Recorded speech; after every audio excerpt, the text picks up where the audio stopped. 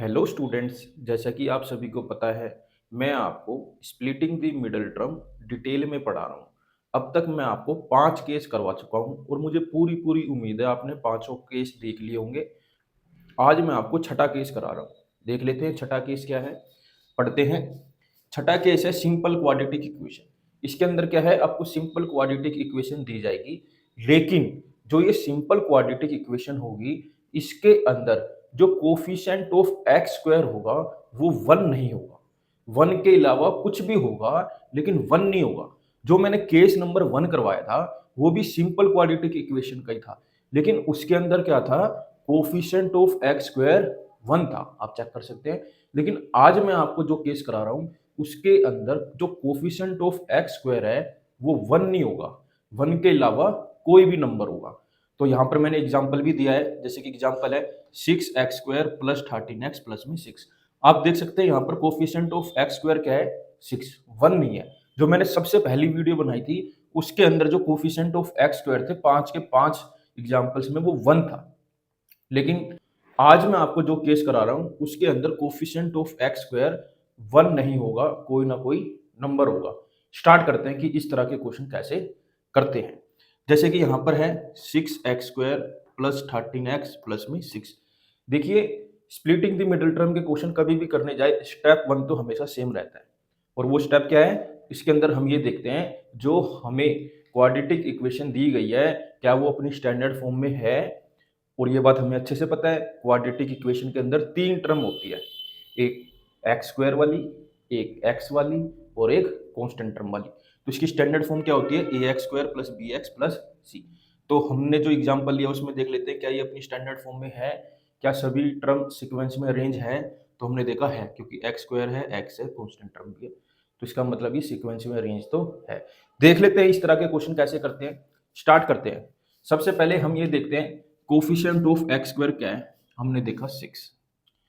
फिर हम देखते हैं कांस्टेंट टर्म क्या है, हमने देखा 6, 6 6 जा 36, वो भी प्लस का 36। तो करते हैं इसको, 36 के क्या करेंगे अब हम, प्राइम फैक्टर। ये 2 के टेबल में जाएगा 18 पे, फिर 2 के टेबल में जाएगा 9 पे, फिर ये 3 के टेबल में जाएगा 3 पे, फिर ये 3 के टेबल में जाएगा 1 पे। तो हमारे पास 4 नंबर आए, 4 प्राइम फैक्टर आए, 2 2 3 और 3। उसके बाद हम देखते हैं मिडिल टर्म क्या है। हमने देखा हमारे पास जो मिडिल टर्म है वो है प्लस की 13। अब हमें ऐसे 2 नंबर ढूंढने हैं। अब हमें ऐसा पेयर ढूंढना है जब मैं प्लस या माइनस करूं तो प्लस का 13 आए, और जब मैं मल्टीप्लाई करूं तो प्लस का 36 आए। प्लस का क्या है, 36 आए। तो बताना चाहेगा कोई बच्चा वो पेयर क्या होगा। 2 2 जा क्या होता है भाई, 4। 3 3 जा क्या होता है, 9। तो वो 2 नंबर क्या होंगे, 4 प्लस 9। अगर मैं 4 प्लस 9 करूंगा तो क्या आएगा, 13। और मैं 4 को 9 से मल्टीप्लाई करूंगा तो क्या आएगा, 36। तो वो 2 नंबर क्या है, 4 और 3। और हमेशा पहले क्या लिखते हैं, छोटा नंबर। 4x प्लस में 9x प्लस में 6। तो देखा मैंने कैसे स्प्लिट करा 13 को 2 नंबर में, 4 और 9 में। अब हम ये देखेंगे शुरू की 2 टर्म में क्या कॉमन है और लास्ट की 2 टर्म में क्या कॉमन है। मैं ये मान के चल रहा हूँ आपको कॉमन लेना आता है। अगर नहीं आता तो मैं फिर भी एक बार और बता देता हूँ। जैसे इन दोनों टर्मों को अलग लिख लेना, 6x² प्लस में 4x, यहाँ पर क्या है, प्लस का 9x प्लस का 6। अब ये देखो ये दोनों टर्मों में क्या कॉमन है, या ये दोनों नंबर किस टेबल में आते हैं। आपने बोला ये दोनों नंबर 2 के टेबल में आते हैं। फिर ये देखो क्या ये जो वेरिएबल है इनमें भी कुछ कॉमन है। हाँ भैया, यहाँ पर एक्स स्क्वायर है, यहाँ पर एक्स है, तो एक्स कॉमन है, तो ले लिया। तब ये देखो 2 के टेबल में 6 कब आता है, 3 पे। यहाँ पर एक्स स्क्वायर है, एक एक्स तो आपने कॉमन ले लिया, क्या बच गया, सिर्फ एक एक्स प्लस। अब देखो 2 के टेबल में 4 कब आता है भैया, 2 पे आता है, और एक्स आपने कॉमन ले ही लिया। अब इन दोनों टर्म में देखो क्या कॉमन है। अब ये देखो कि ये दोनों जो हैं किस टेबल में आते हैं, दोनों आने चाहिए। अब 3 के टेबल में आते हैं, किस में आते हैं बेटा, 3 के टेबल में। 3 के टेबल में 9 कब आता है, 3 पे, एक्स ऐसे ही। 3 के टेबल में 6 कब आता है, 2 पे। तो ये दोनों हमेशा सेम आने चाहिए, इस बात का ध्यान रखना। ये दोनों जब तक सेम ना आ जाए तब तक आपको सिंप्लीफाई करना होता है, ठीक है।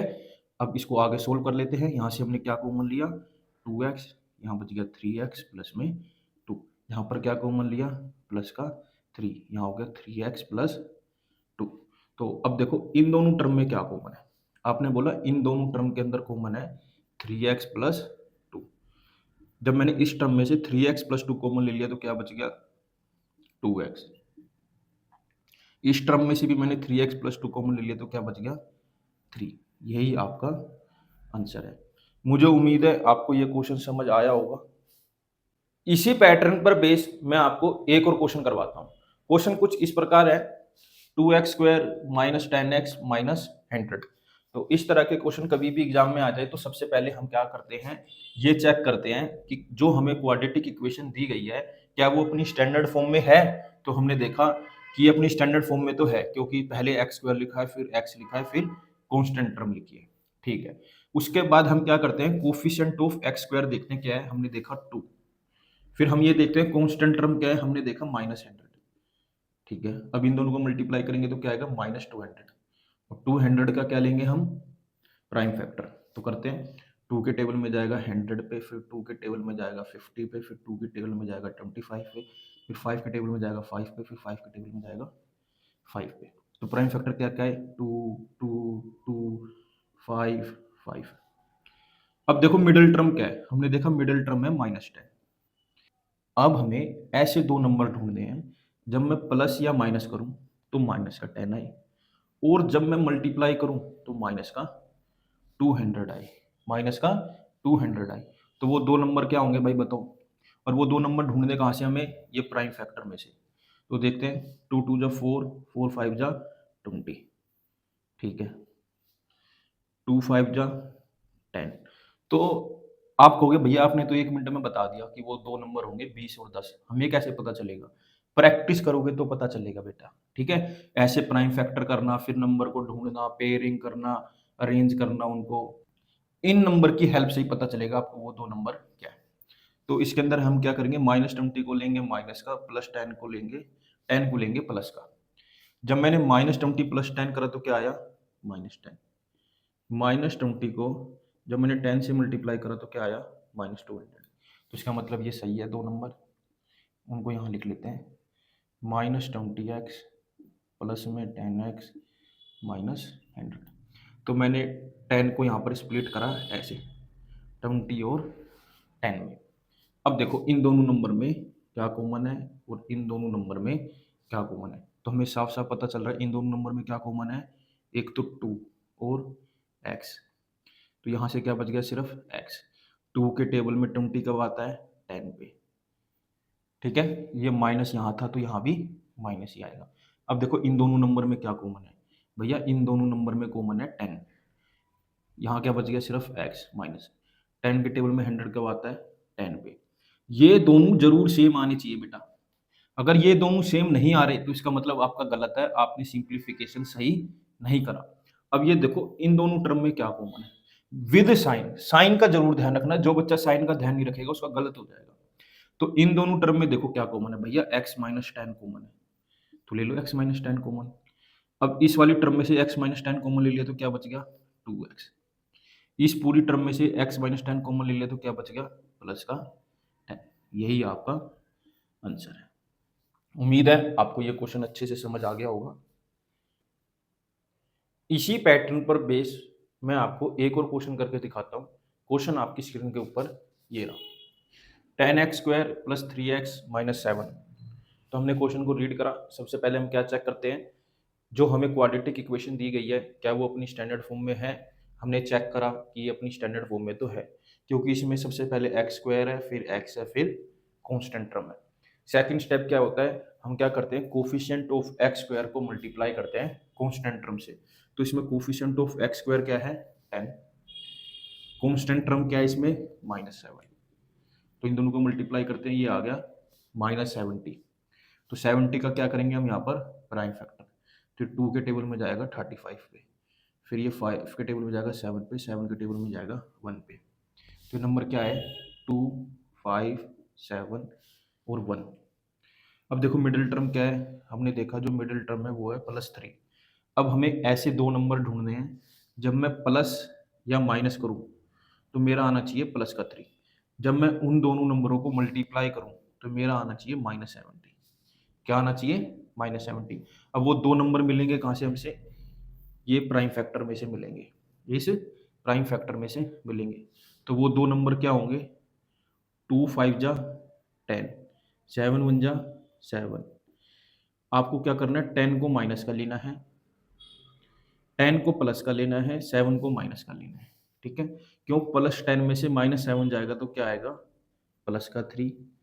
और जब प्लस के 10 को माइनस के 7 के साथ मल्टीप्लाई करोगे तो क्या आएगा? -70। ठीक है? तो वो 2 नंबर क्या आए हमारे पास? 10 और 7। क्या है बेटा?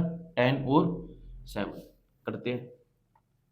तो हमेशा क्या लिखते हैं? जो छोटा नंबर होता है उसको पहले लिखते हैं। जैसे कि इसके अंदर छोटा क्या है? 7, तो इसको लिख लेते हैं -7x प्लस में 10x -7। तो आपने देखा कैसे मैंने 3 को स्प्लिट करा, तो हमारा ये आया। तो अब ये देखो इन शुरू की 2 नंबरों में क्या कॉमन है और आखिर की 2 टर्म में क्या कॉमन है।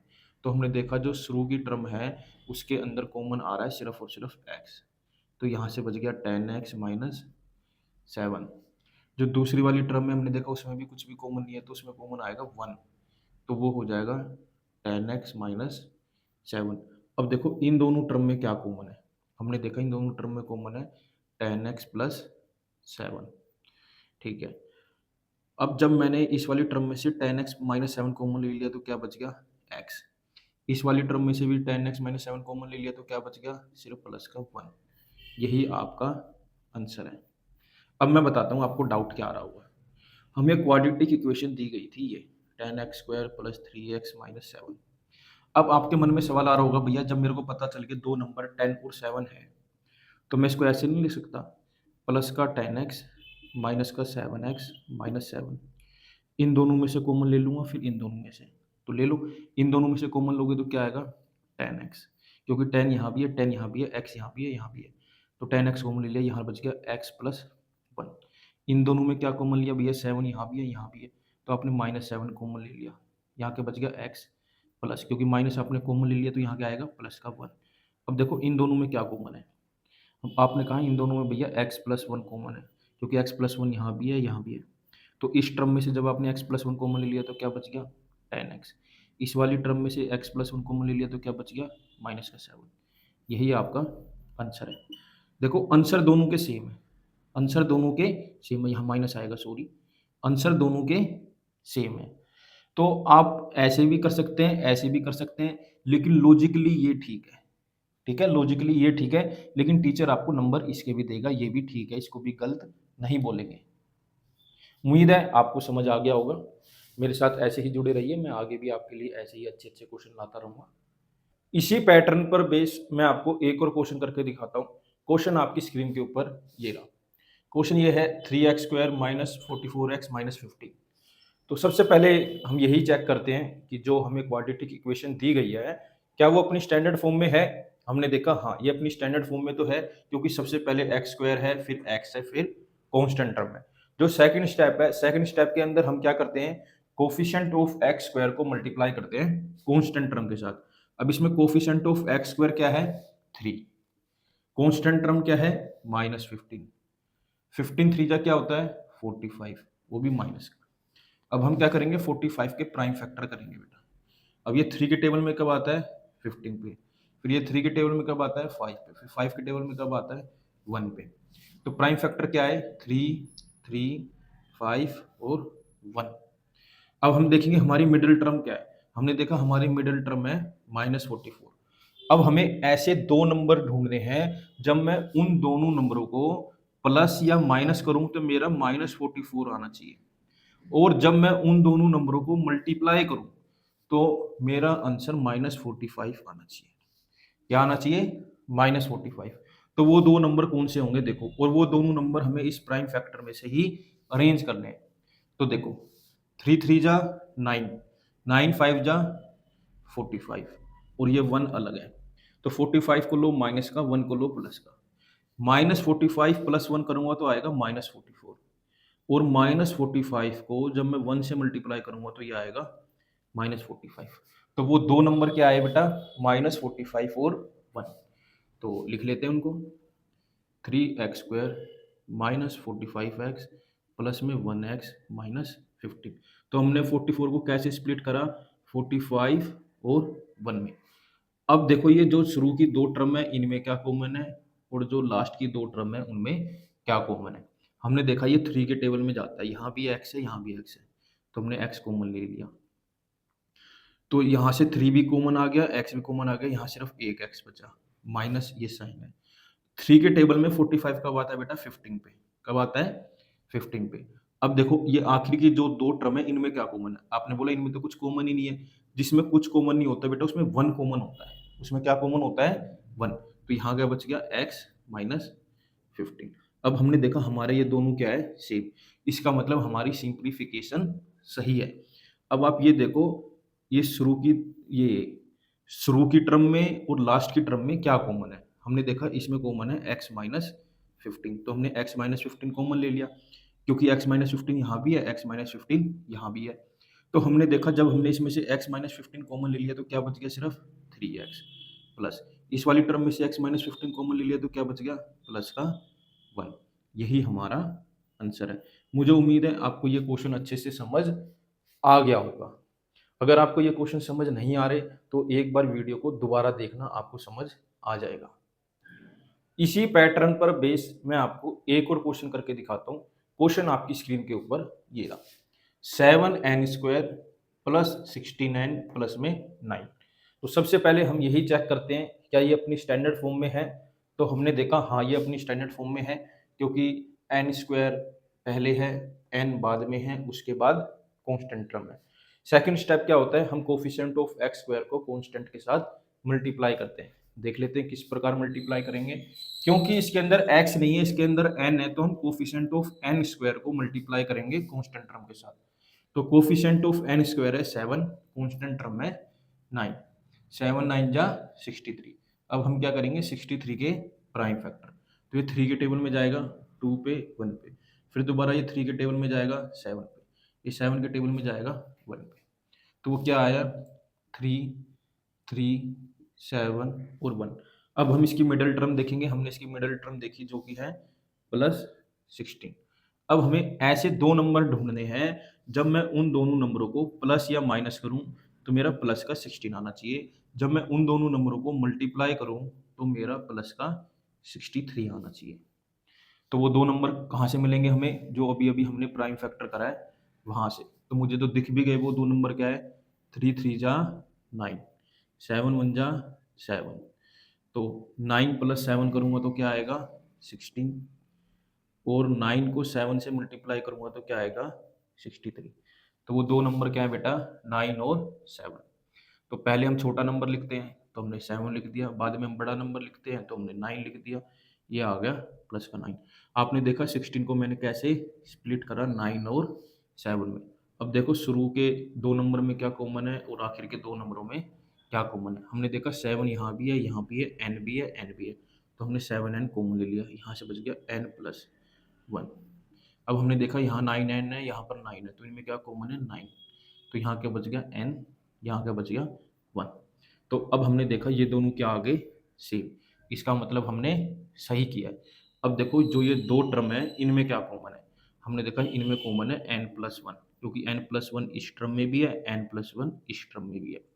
तो जब मैंने इस टर्म में से n प्लस 1 कॉमन ले लिया तो क्या बच गया? 7n, प्लस इस वाली टर्म में से n प्लस 1 कॉमन ले लिया तो क्या बच गया? प्लस का 9। यही आपका आंसर है। मुझे उम्मीद है आपको ये क्वेश्चन अच्छे से समझ आया होगा। आप सभी बच्चों से एक छोटी सी रिक्वेस्ट यही है कि वीडियो को पूरी देखा करें, वीडियो को स्किप ना किया करें। स्पीड बेशक बढ़ा लो लेकिन स्किप मत करो। मेरे साथ ऐसे ही जुड़े रहो, मैं आगे भी आपके लिए ऐसे ही अच्छे अच्छे क्वेश्चन लाता रहूँगा। Thank you for watching.